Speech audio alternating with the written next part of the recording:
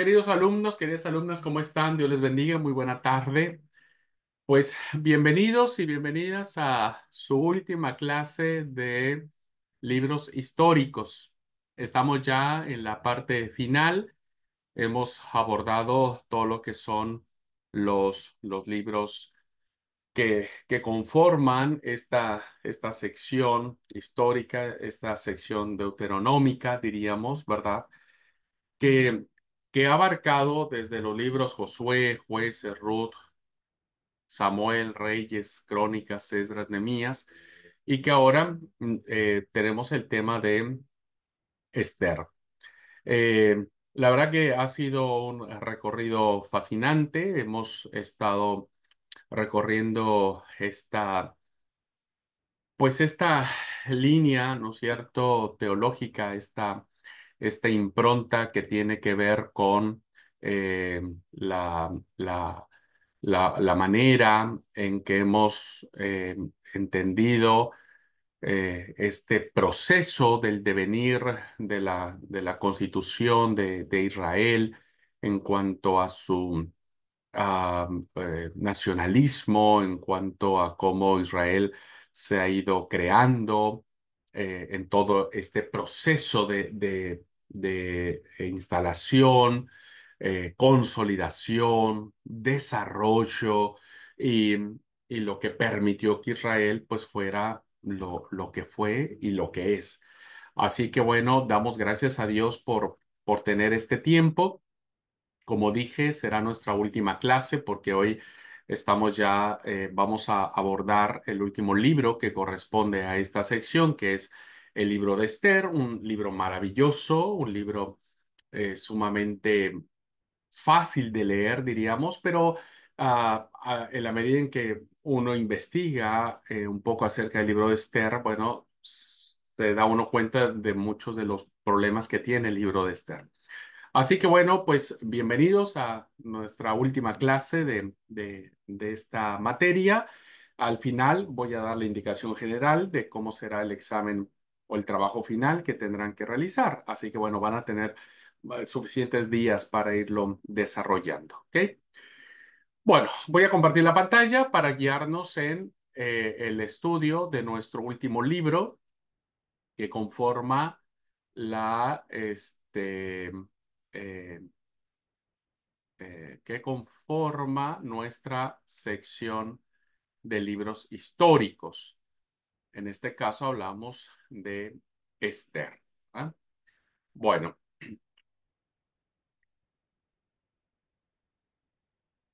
a manera de introducción, a manera de introducción, podemos decir de este libro que, vuelvo a repetir, muchos han catalogado el libro de Esther como la joya de la literatura bíblica, ¿verdad? Porque tiene una narrativa muy hermosa. El autor es un diestro, es un experto, es un artista en pintar toda una historia, ¿verdad? Creando y recreando escenarios, puntualizando las características principales de los personajes importantes, eh, cómo los personajes antagónicos encuentran un papel interesante y cómo se vuelven a compenetrar, armando toda una trama de tensión. La verdad es que es un libro, ¿verdad? eh, Literariamente hablando, muy, muy lindo. Ahora, a manera de introducción podemos decir lo siguiente. El libro de Esther, junto con el libro del Cantar de los Cantares, se va a distinguir de los otros libros de la Biblia por estas características, ¿no? Que han hecho que algunos exegetas vean a Esther con sospecha y que incluso muchos de los biblistas o de los expertos antiguos eh, consideraron que el libro de Esther no era canónico, ¿no? Que no era palabra de Dios y que no lo tomaban como palabra de Dios, es porque, al igual que Cantar de los Cantares, evita nombrar el nombre de Dios, no aparece el nombre de Yahvé en todo el libro. Y otra cosa tampoco es que va a enseñar la ley, ni los sacrificios, ni el templo, este, nada que tenga que ver con los aspectos religiosos o litúrgicos de la fe judía, ¿verdad? Y eso ya hace para muchos sospechar que es un libro que no debería ser considerado dentro del canon bíblico. Sin embargo, sin embargo, la historia de Esther revela por doquiera la mano de Dios sobre su pueblo. Y como decía Matthew Henry, dice, si el nombre de Dios no está aquí, su dedo sí está. Porque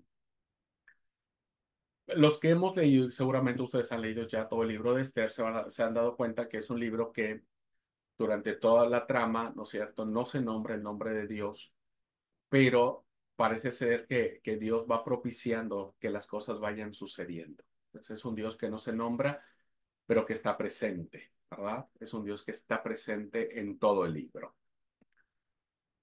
Esther, hermanos, dentro de algo interesante que debemos saber del libro, ilustra magníficamente una de las cosas de la realidad divina, que es la providencia de Dios. Providencia es una palabra latina que se divide en pro y videre, que tiene que ver algo como mirar adelante o prever. Entonces, cuando nosotros hablamos acerca de la providencia divina, basados en el libro de Esther, podemos entender que es eh, la descripción del Dios que todo lo prevé, que planea de antemano sus buenos propósitos para con sus hijos y luego los va a llevar a cabo. ¿No? Y luego los va a llevar a cabo. Es un Dios que está de manera providencial, ¿verdad? Dando o proveyendo lo que necesitan sus hijos. Y entonces sus planes están llenos de su provisión, de su providencia. Es el Dios que está al tanto de todo. Y creo que el libro de Esther lo ilustra magníficamente.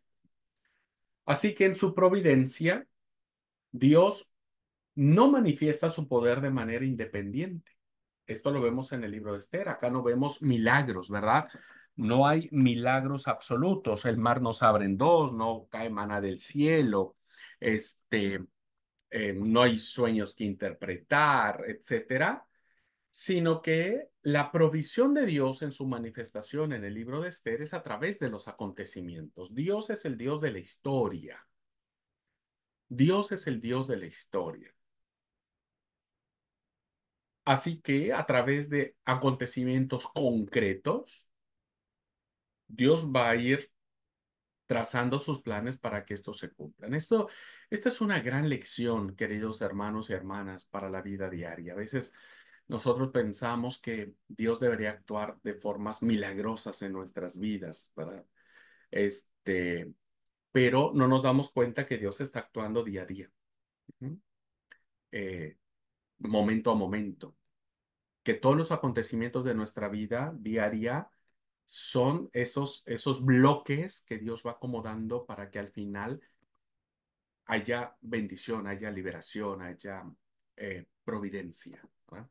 Así que Mardoqueo y Esther sabían eso, sabían que Dios iba a actuar en la historia, en las decisiones de un rey, etcétera, y pusieron su confianza en el Dios que al fin del día llevaría a cabo sus planes, ¿verdad? No debemos entender el libro de Esther como un Dios que manipula a los seres humanos, sino un Dios que va guiando los acontecimientos de la historia a favor de los suyos, a favor de los suyos. Y esto es maravilloso en el libro de Esther.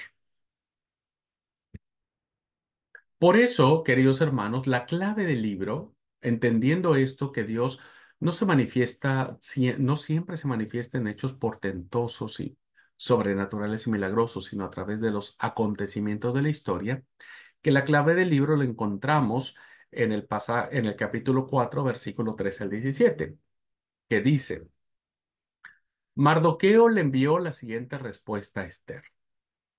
No te creas que por estar en el palacio escaparás cuando todos los demás judíos sean asesinados. Si te quedas callada en un momento como este, el alivio y la liberación para los judíos surgirán de algún otro lado. pero tú y tus parientes morirán. ¿Quién sabe si no llegaste a ser reina precisamente para un momento como este? Entonces Esther envió la siguiente respuesta a Mardoqueo. Ve y reúne a todos los judíos que están en Susa y hagan ayuno por mí. No coman ni beban durante 3 días, ni de día ni de noche. Mis doncellas y yo haremos lo mismo. Entonces, aunque es contra la ley, entraré a ver al rey. Si tengo que morir, moriré. Así que Mardoqueo se puso en marcha e hizo todo tal como Esther le había ordenado.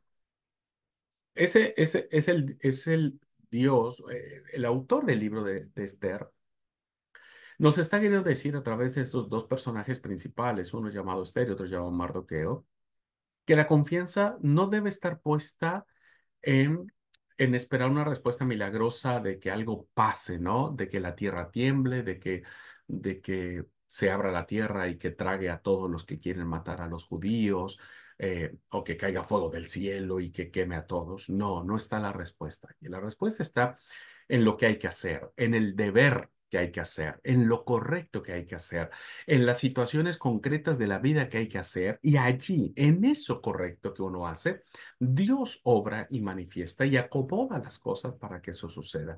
Tan es así que Mardoqueo y Esther principalmente está confiada, ¿no es cierto?, en que las cosas no pueden salir mal.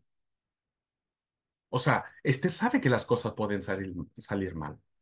Y esto es increíble en cuanto a la fe. La fe, hermanos, no es decir, oh, sí, yo tengo un Dios que me tiene que ayudar, me tiene que salvar, me tiene que cumplir, me tiene que hacer. No, es una fe en Esther que sabe que puede fallar.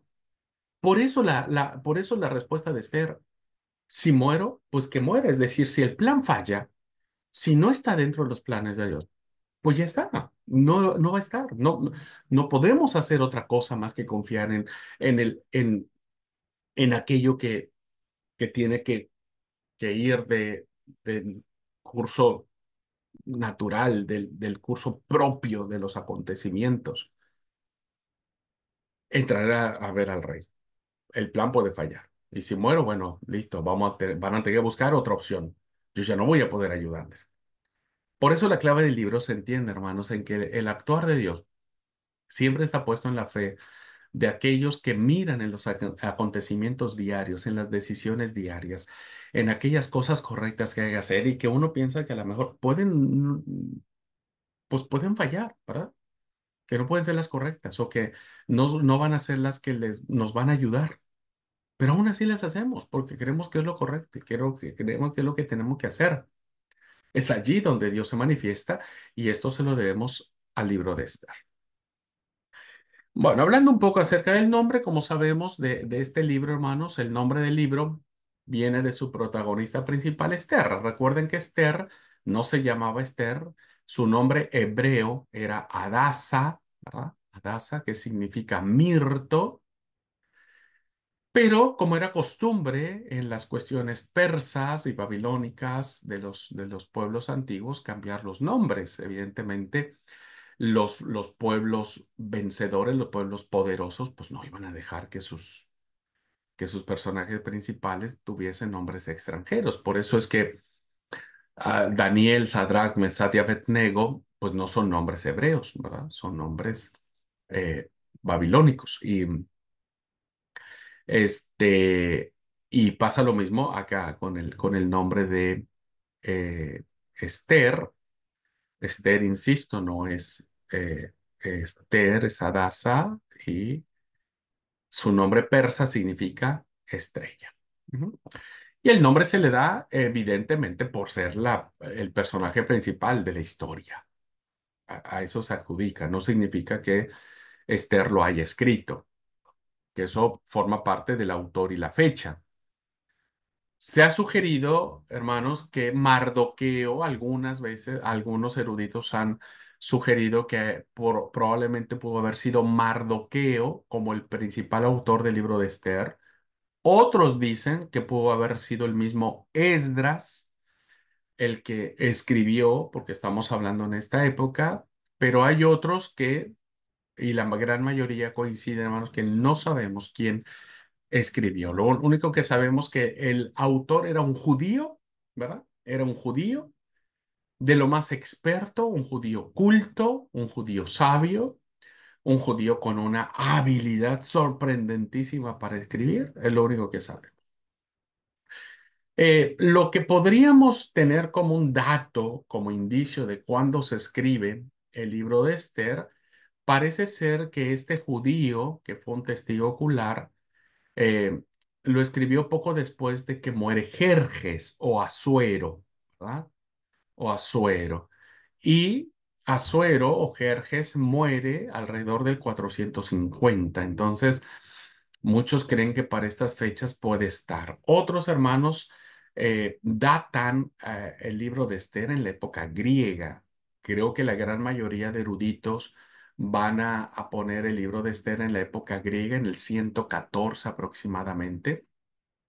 Algunos, otros lo van a poner en el 160 en la época griega, ¿verdad? Pero algunos pensarían que es de la época persa, que sería en el 450 aproximadamente. Bueno, tampoco se ponen muy de acuerdo los eruditos en cuándo fue la fecha, ¿no? Si fue en la época persa o en la época griega. Lo que es seguro, hermanos, que no hay un claro indicio de quién haya escrito este maravilloso libro. Ahora, el problema que nos enfrentamos a este libro es la pregunta, ¿verdad? ¿Por qué no se nombra a Dios en el libro? Muchos dicen que es probable que no, porque los sabios de Israel, porque el autor que escribe este libro es un judío sabio, creen que el sabio no quería nombrar a Dios, pero eso no es correcto porque los otros libros que son de sabiduría, ¿verdad? Como el libro de Job, como el libro de Proverbios, el libro de Eclesiastés, sí nombran a Dios. O sea, el sabio de Israel sí nombraba a Dios. Entonces, el gran dilema que tienen los exegetas para poder entender por qué el autor de manera deliberada, al parecer, no coloca el nombre de Dios, no se pronuncia, no se escribe el nombre de Dios. Este, y que ese hecho ha provocado que muchos autores, ¿no? hayan puesto en duda la canonicidad de este libro. Y que incluso hay muchas iglesias en Oriente que no aceptan el libro de Esther como canónico. La mayoría de las iglesias de Occidente, incluidos nosotros, aceptamos ya por la tradición que el libro de Esther es canónico, pero hay otras iglesias que no precisamente por esta pregunta. Algunas respuestas pueden ser las siguientes, hermanos. Eh, Estudiosos afirman o creen que el libro fue escrito en un periodo en que era peligroso rendir culto abiertamente a Yahvé. Entonces, eso ya es en la época griega, no en la época persa. Si esto es verdad, en la época persa los judíos tienen relativa calma, relativa paz. Empiezan los problemas en la época griega, ahí empiezan las persecuciones. Así es que si eso es así, pues tendría que ser en la época griega, cuando empieza a haber este peligro de rendir culto a Yahvé, y por eso es que el autor, no queriendo entrar en problemas con sus lectores para no causarles alguna circunstancia de muerte, pues omite el nombre de Dios. Eso algunos estudiosos lo afirman. Otros sostienen posturas como Edward Young, que dice que el libro de Esther enseña que el pueblo de Dios en la dispersión está en las manos divinas, mientras el pueblo de Israel estaba cautivo, eh, está protegido por Dios. Pero ya que está en este país lejano y distante, y no en la tierra prometida, no se menciona su nombre. Se cree que algunos autores o judíos en aquella época pensaban que solo el nombre de Dios podía pronunciarse en Jerusalén. Y entonces, como es un libro que no se escribe en Jerusalén, ¿verdad? Es un libro que se escribe lejos de Jerusalén, en una de las provincias del Imperio Persa, pues se cree que en esos lugares paganos no debería haberse pronunciado el nombre de Dios. Esa también es otra postura. Pero encontramos, ¿no es cierto?, que el libro tiene palabras como ayuno, como clamor, que de alguna u otra manera son palabras que están relacionados directamente con la religión judía, ¿verdad? Y que tiene esta vinculación y que no lo hace tan extraño el libro a los judíos. Eh, pero al final, hermanos, los eruditos, los estudiosos de la Biblia coinciden con la cita de Gilix, que él manifiesta lo siguiente, dice, por todo el libro de Esther, está el mismo espíritu y doctrina que caracterizan a los otros libros canónicos. Es decir, el libro de Esther cumple con todos los demás requisitos que tienen los otros libros católicos. La omisión del nombre de Dios, por lo tanto, es incidental y de poco significado. Es decir, no tenemos que buscarle ninguna situación rara del por qué el autor no haya mencionado el nombre de Dios, ¿no? El hecho de que no esté no lo hace menos importante al libro y no lo hace menos este, eh, inspirado por Dios. ¿No? La evidencia que tenemos, hermanos, de histórica de que este libro existió, de que la historia existió, porque muchos piensan que es una historia, es una novela de ficción, ¿verdad? El libro de Esther. Algunos que defienden la veracidad histórica del libro, histórica, es decir, que sí sucedieron los hechos que está narrando, y su importancia religiosa es que los judíos hasta el día de hoy siguen observando la fiesta de Purim, fiesta que fue instaurada, fue instituida en el libro de Esther, ¿verdad? Y que en el libro deuterocanónico de Segunda de Macabeos 15:36 se le da este nombre de el día de Mardoqueo, evidentemente haciendo una alusión directa al Mardoqueo que aparece en el libro de Esther. Ahora, la fiesta del Purín, hermanos, es una fiesta profundamente profana. La fiesta del Purim no está dentro del calendario religioso de Israel, ¿verdad? Es una fiesta que muchos eruditos han pues, tratado de entender por qué se mantiene en un libro canónico, en un libro religioso, una festividad que es profundamente pagana, ¿no? Que hasta el día de hoy, en la fiesta de Purim se lee el libro de Esther y es una fiesta donde hay mucho ruido, los judíos se disfrazan, ¿no? Hay como disfraces, este, y sobre todo es como una fiesta de regalos, ¿no? Intercambio de regalos. Y en la fiesta de Purim, hermanos, se bebe mucho vino, mucho vino, ¿no? Tan es así que hay una tradición en el Talmud que decía que en fiesta de Purim llega un momento en donde ya no saben si bendecir a Mardoqueo o maldecir o maldecir a Amán de todo esto que corre, ¿no? Es una fiesta, insisto, muy profana, hay mucha alegría, mucho baile, mucha comida, mucha bebida, etcétera. Y es una fiesta que Israel sigue observando y es una fiesta que está muy arraigada en el pensamiento bíblico precisamente tomado del libro de Esther.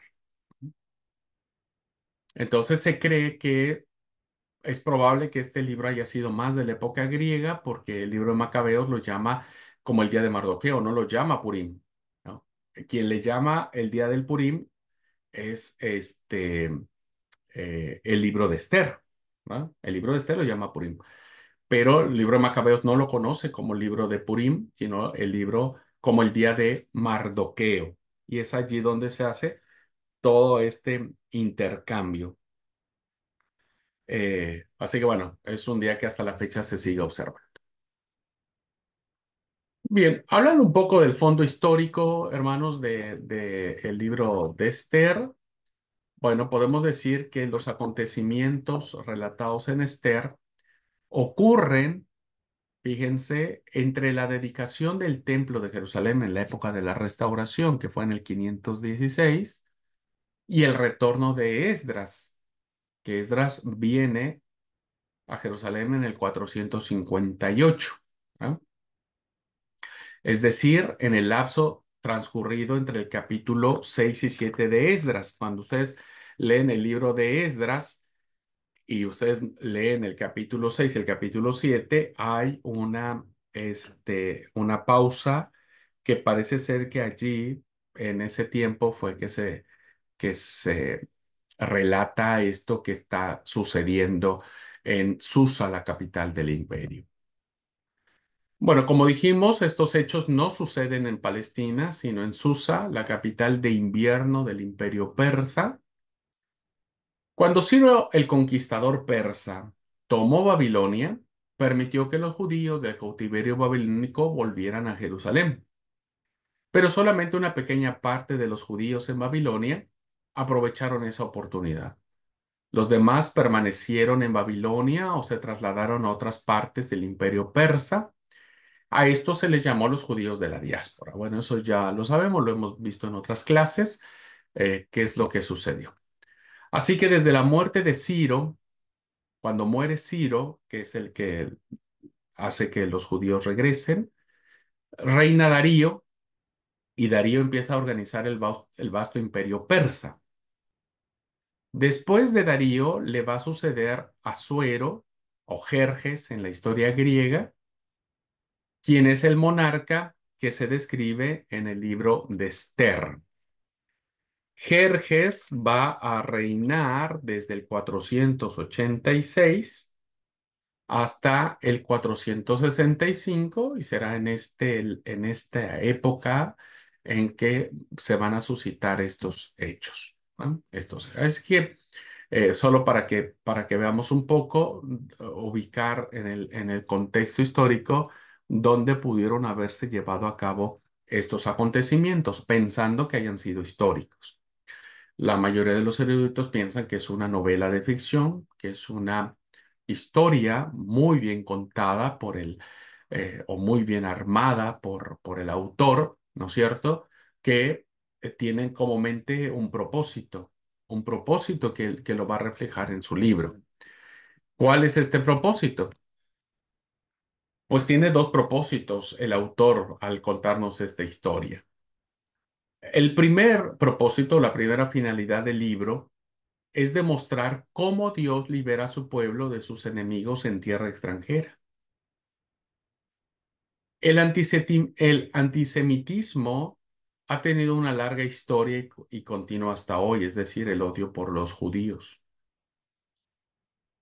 que era el propósito que tenían Amán, perdón, de exterminar a todos los judíos. El libro de Esther enseña que la seguridad y supervivencia del pueblo judío en medio de los gentiles dependía exclusivamente de la ayuda que Dios les prestara. Y ahora presten atención porque este libro, ¿verdad?, viene en esta línea de la teología deuteronomista. Donde quiera que se persiga a los judíos, este libro les inspira confianza en Dios, quien también los librará de la muerte y la aniquilación si se vuelven a él arrepentidos.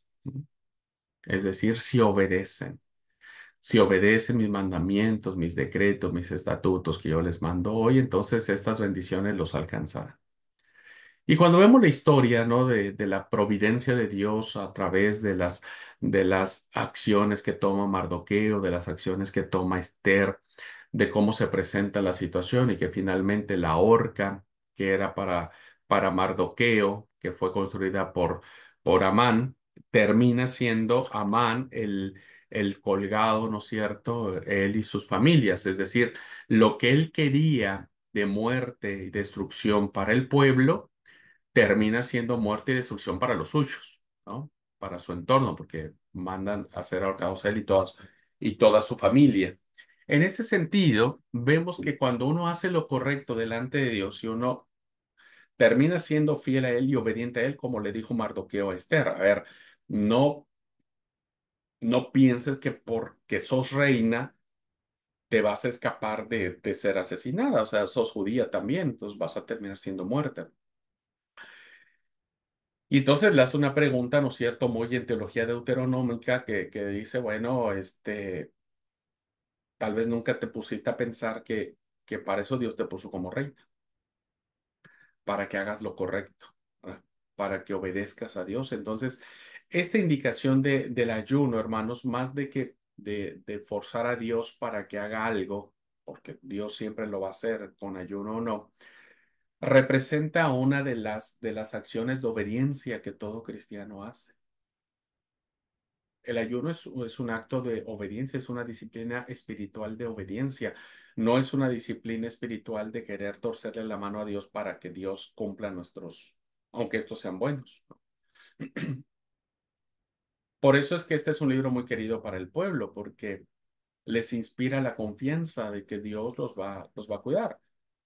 Ahora, en una clave nuestra, hermanos, es pensar que tanto nosotros confiamos en Dios y pensamos que Él nos puede librar, que Él nos puede ayudar.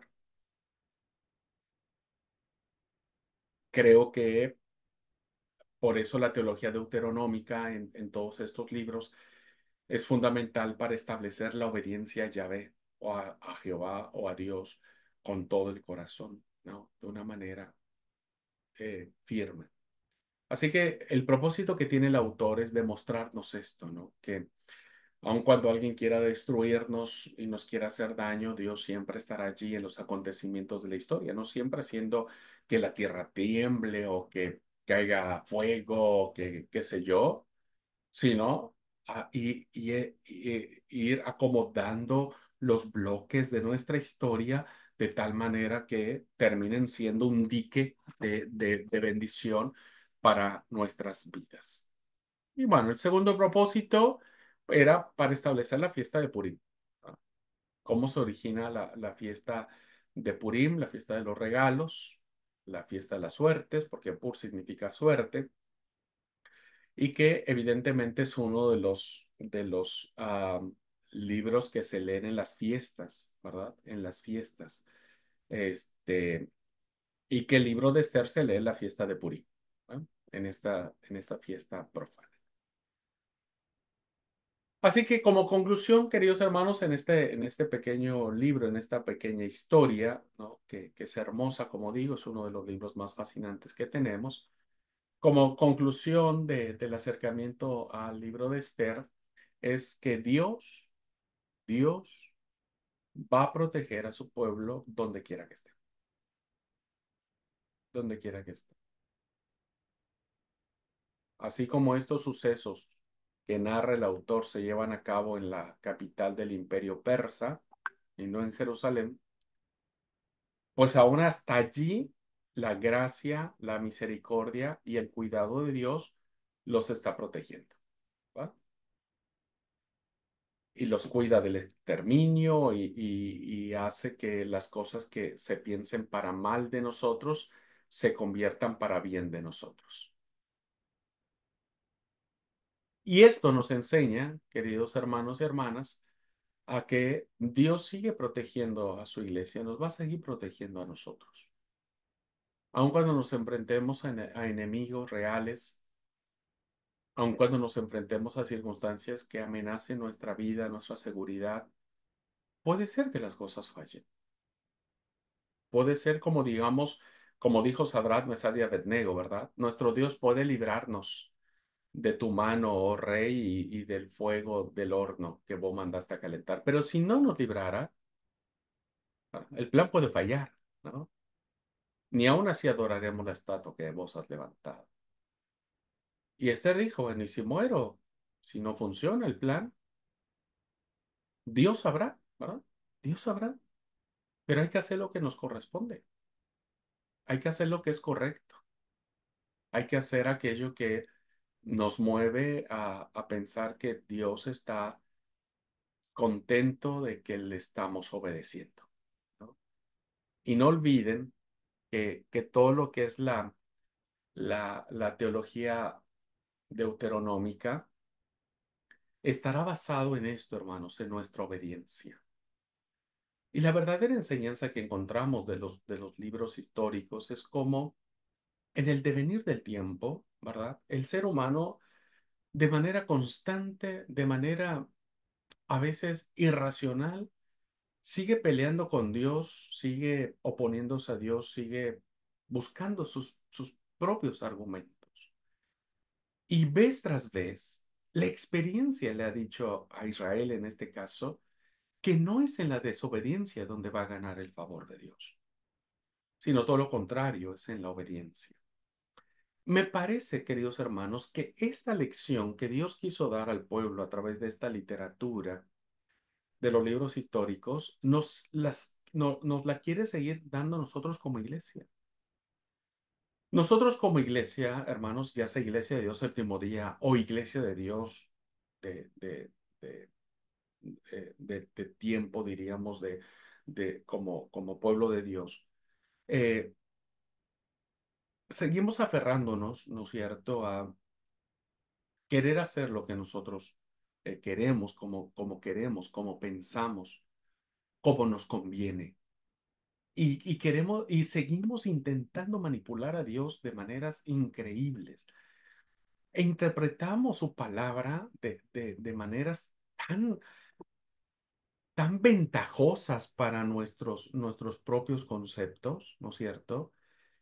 Que vez tras vez Dios nos sigue enseñando que no es el camino que nosotros hemos tomado o hemos elegido para pensar que estamos agradando a Dios.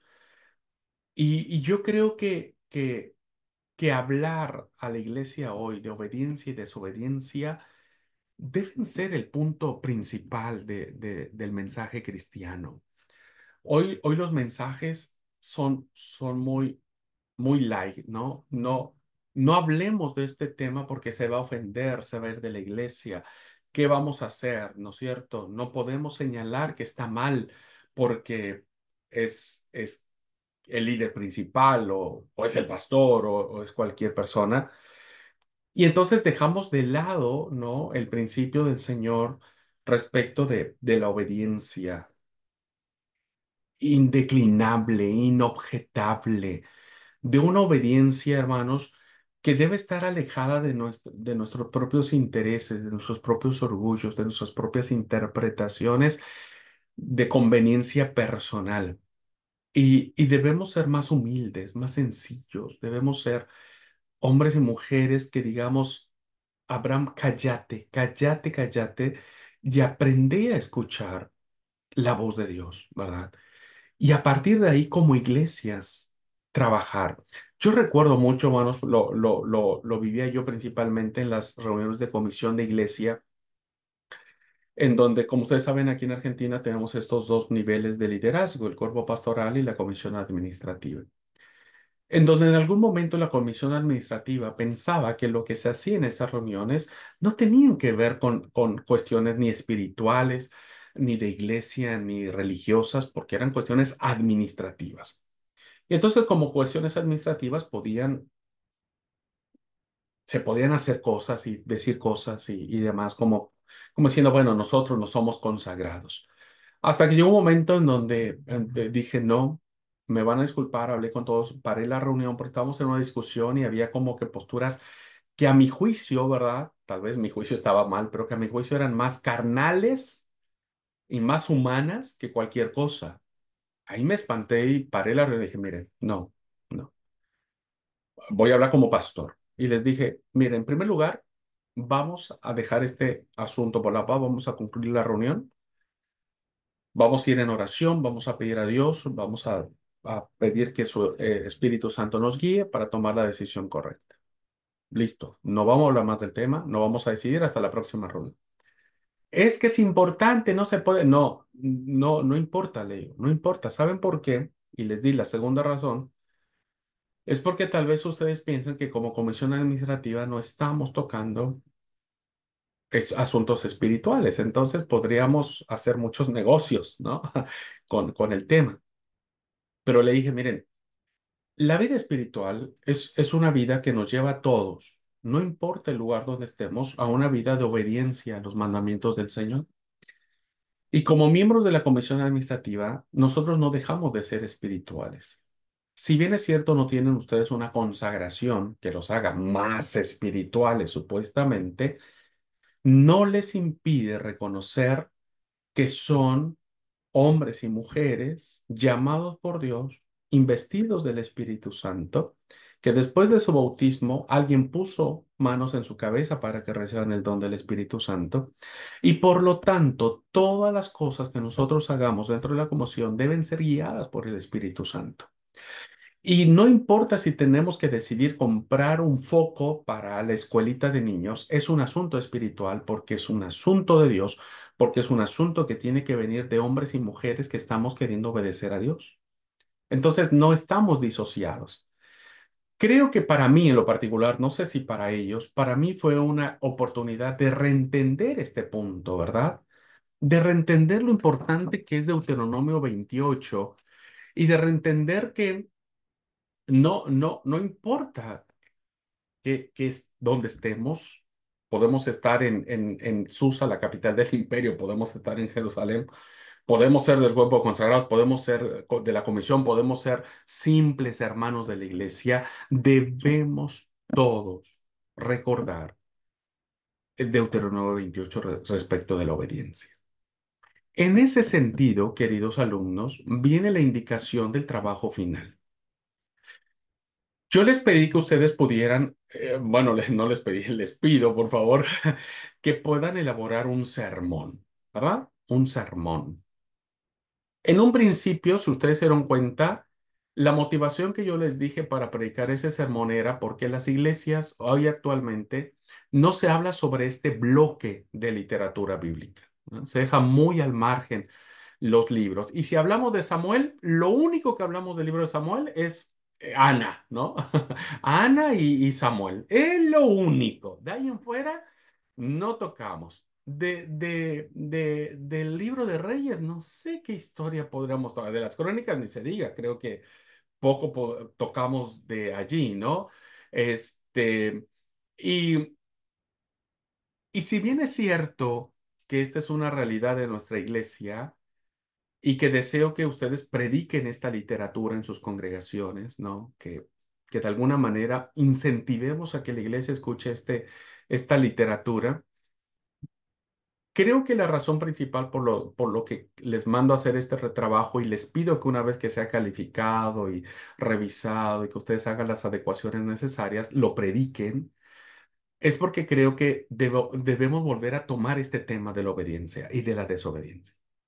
Creo que debemos volver a poner en el pensamiento de los cristianos, de todos, la responsabilidad que tenemos de obedecer a Dios, de guardar sus mandamientos, de andar en sus estatutos, de poder colegir nuestras decisiones, nuestras acciones, nuestras religiosidades a la luz de qué es lo que realmente Dios quiere en nuestras vidas, ¿no es cierto?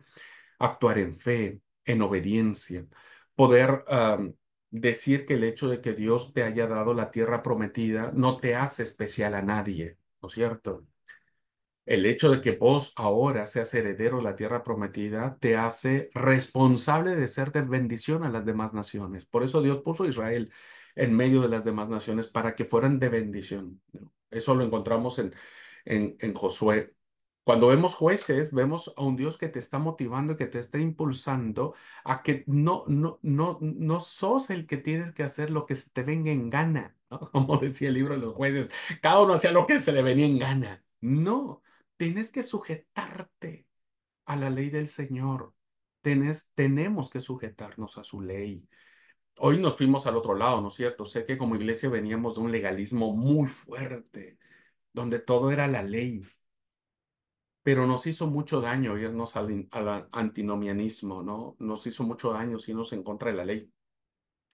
Y, y como es el, el hecho de decir, no, la ley no, no, eso ya fue, hoy ya es la gracia, ahora todo es re lindo y podés hacer lo que quieras y Dios te va a perdonar, hoy, en mi juicio, ¿verdad? Tal vez estoy equivocado y pido perdón por ello, pero en mi juicio los extremos son malos.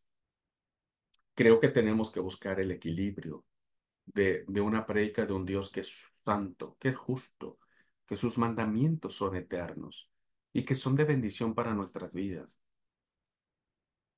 Que evidentemente la ley no nos va a salvar, pero no nos va a salvar de la muerte eterna, pero sí nos salva de las consecuencias de la vida diaria, sí nos salva de las consecuencias de esto, ¿no? Es como decir, tal vez puede sonar simple, ¿no? Pero, por ejemplo, la ley te puede salvar de morir de sida y sí, ¿no? Cuando dice no cometas adulterio, no tengas relaciones sexuales con personas distintas a tu vínculo, a tu... Entonces te está protegiendo de las decisiones de ahora, ¿no? De la vida diaria, qué sé yo. Podría relacionarlo así. Así que, hermanos queridos y queridos alumnos, quise o quise, o no sé si lo logré, pero la intención era haberlos motivado de ver toda esta literatura, en todas estas historias y demás, pero siempre poniendo este énfasis, ¿no es cierto?, de lo que significa obedecer y desobedecer, ¿no? Creo que el Señor nos quiere poner por cabeza y no por cola. Esto es algo interesantísimo. Y cuando hablo de cabeza, no estoy hablando de este movimiento, ¿no? De que hay decreta y declara y que pozo. No, no. Estoy hablando del papel de bendición que Dios nos quiere dar, ¿no? Este, en la vida y que de esa manera Dios manifiesta de una manera especial su cuidado, su intervención en la historia, ¿no? El Dios de la historia interviene en nuestra historia. Así que bueno, la idea, hermanos, es poder hacer este trabajo, este sermón. Eh, bueno, miren, vamos a hacer lo siguiente. Vamos a hacer lo siguiente. Yo en un principio pensé asignarles a ustedes un libro de la Biblia. Eh, Porque con la intención de que a veces yo les digo, bueno, ustedes elijan, me van a elegir a Ana y a Samuel. Yo no quiero un sermón de Ana y de Samuel. ¿Me explico?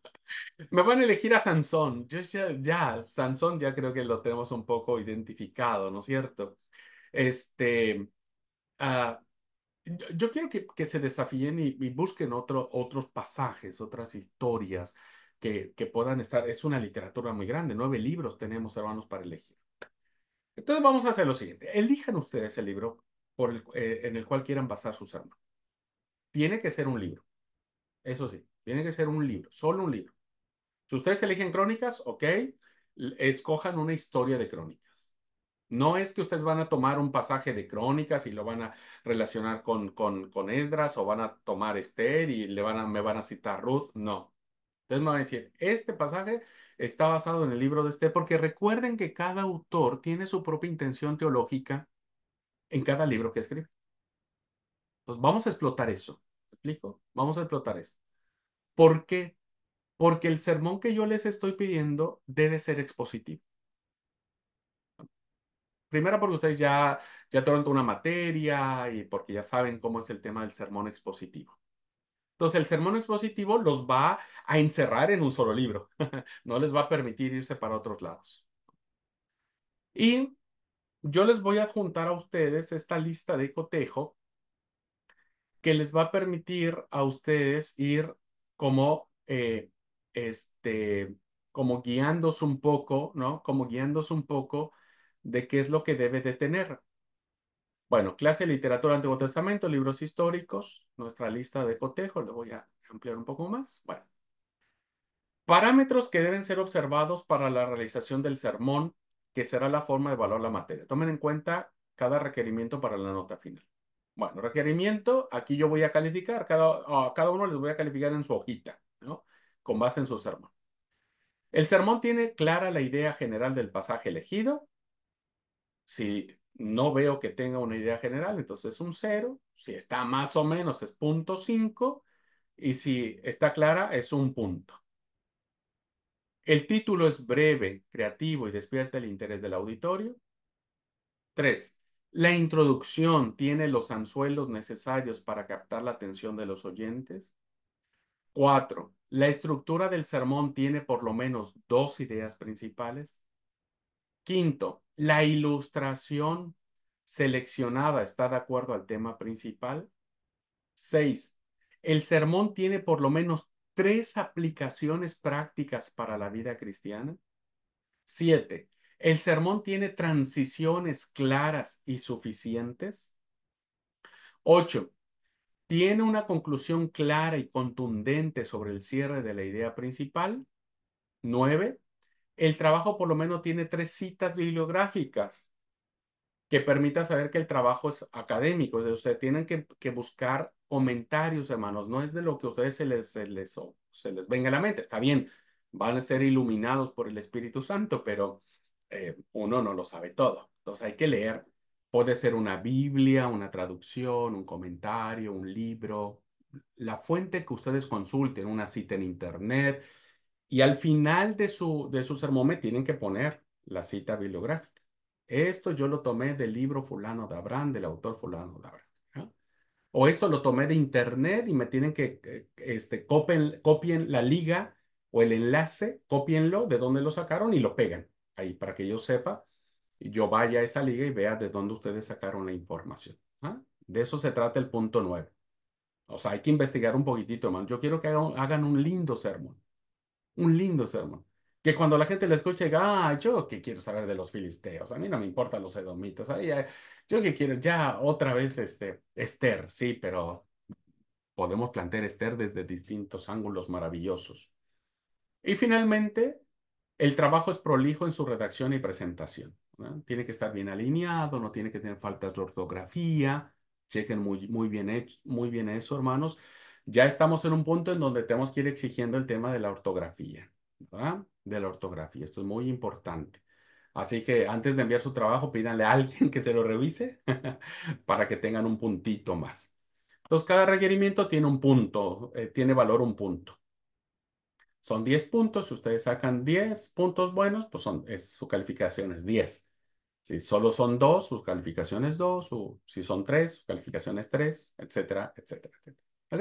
Entonces, eso se los voy a adjuntar a la plataforma y les voy a dar la libertad. Por eso aquí le pongo nota. Es muy importante que el sermón sea expositivo.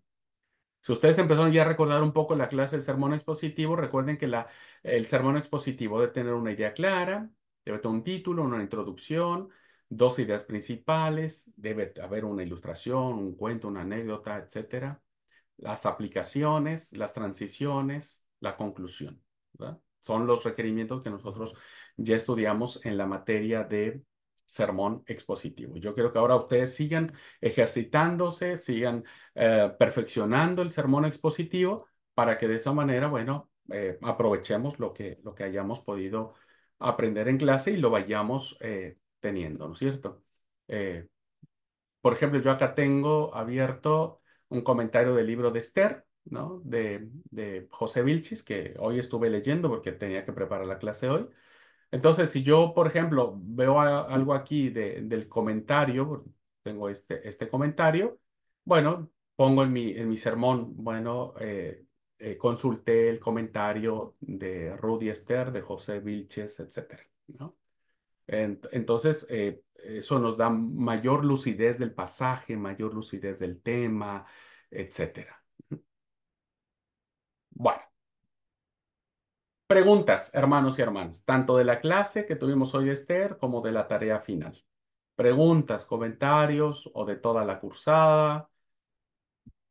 Bueno, me da gusto ver a Marianela, al pastor Manuel, a mi suegra. ¿Cómo están, hermanos? ¿Todo bien? Qué gusto verlos. Dios los bendiga mucho. Gracias a Dios, Qué bueno, todos bien. me Aquí en alegra. casa está todo bien, sí. Bendito Dios. Bueno, pues a mí ya sabes que me fascina la historia, entonces, bueno, vamos a ver qué hacemos. Si lo del sermón es positivo, espero en Dios que los puntos sean dobles para que no me saque un 5. porque la verdad, ese sermón a mí me causó muchos conflictos. Entonces, bueno, espero en Dios que pueda yo hacer algo. Bueno, Sí, y si seguro no, que sí, seguro que sí. Recuerden, ¿cómo es? Hacerlo, experiencia, práctica, práctica, práctica, práctica, práctica, práctica. sí, bueno, Bueno, a mí me ha fascinado el Antiguo Testamento, así que elegir un libro no va a ser conflicto para mí, pero vamos a ver qué resultado tiene la calificación. Bendigo a Dios por tu vida, Abraham. gracias, Hermosa, hermosas las clases, a mí me fascinan. gracias, gracias, Sí, Javier, gracias, muchas gracias, gracias a Dios. gracias a Dios, así es. Bueno, sí, Hola, pastor. buenas tardes. Bueno, ahí Hola. entré un poquito tarde. Sí, también quiero agradecer a Dios, aunque sean libros históricos, ¿no? Cómo contribuyen a nuestra fe y cómo contribuyen a que siempre Dios ha tenido el control más allá de que el pueblo de Israel ha tenido desobediencia, ¿no? Y siguió conduciendo a pesar de, ¿no? Así que eso, yo creo que son libros, es cierto, como tú ya lo dijiste antes, que no echamos mano mucho de ellos, pero hay una riqueza que de pronto no la hemos explorado del todo todavía. Sí. Así que sí, va a ser, muchas gracias por este último documento el que planteas, que ese nos va a servir como guía del Ujú. trabajo, va a ayudar mucho y no va a ser un tiempo muy rico seguramente. Así que Seguro que muchas sí. gracias. Muchas gracias, Pastor Abraham, Gracias. por por la hermosa materia. Tiene cosas muy ricas, muy lindas y creo que nos ha permitido crecer en la fe, Sí, seguro, por lo sí. menos en lo personal. Gracias. Gracias a Dios, pastor.